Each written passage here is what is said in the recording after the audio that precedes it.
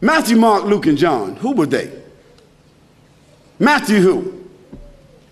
Mark who? Luke who? And John who? What were their last names? When did they write? Did they know Jesus Christ? Did they walk with Jesus Christ? Did they eat with Jesus Christ? Did they talk with Jesus Christ? Did they even meet Jesus Christ? The answer is no, no, no, no. Conclusively. The earliest of them that wrote 40 years after Jesus Christ, so they never met him. The last of them wrote 80 years after Jesus Christ, never met him. The other thing is, all of them seem to have written the gospel according to. Now, when you write a letter, do you sign it according to? According to is the third party. If Joanne or Jackie or Bobby or Johnny told me something and I wrote it, I would say according to Joanne, Jackie, Bobby, or Ronnie, according to. But those four people would not write a letter and in front of it say Jackie according to Jackie and not even write her last name. Because if Jackie wrote me a check and only said Jackie, I couldn't cash it. And if I was a policeman and I stopped Jackie on the road and she had a license that only said Jackie, she's going to jail.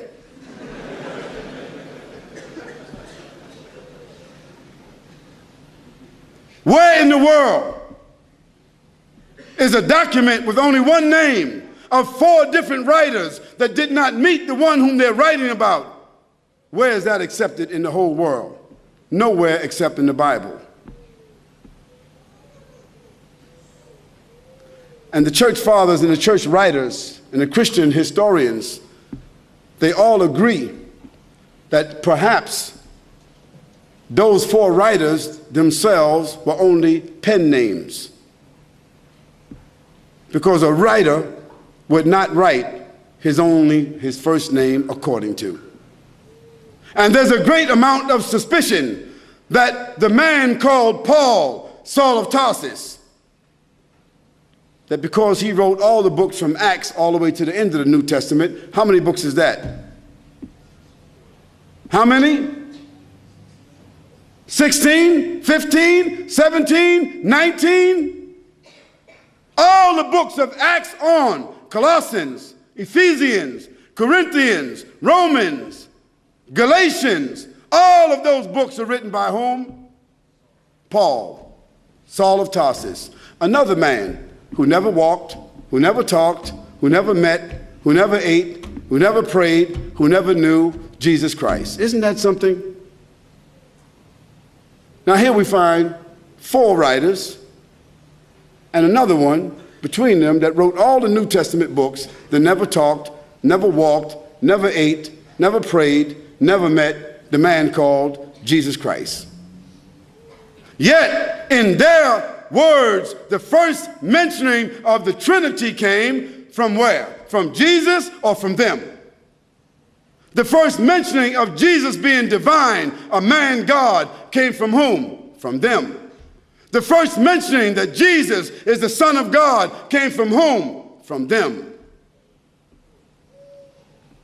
Jesus never said in his own words any such words, but it was the men who never met him, who claimed to have written, who didn't know their last names. And Paul, by the way, before he had that vision on the road to Damascus that only he saw and only he heard, guess what his occupation was? Do you know?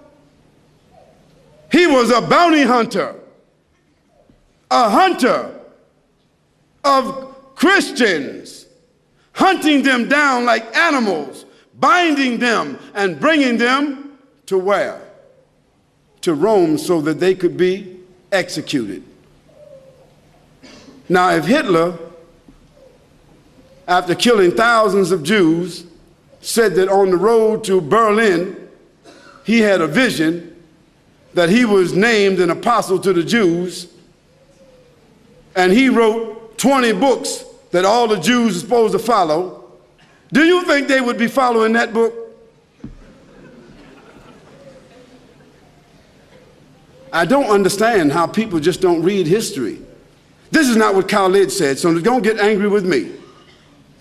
This is your own scripture, your own Bible scholars, their own church fathers. All of them agree that Paul never met Jesus, that Matthew, Mark, Luke, and John never met Jesus. By the way, they were not disciples.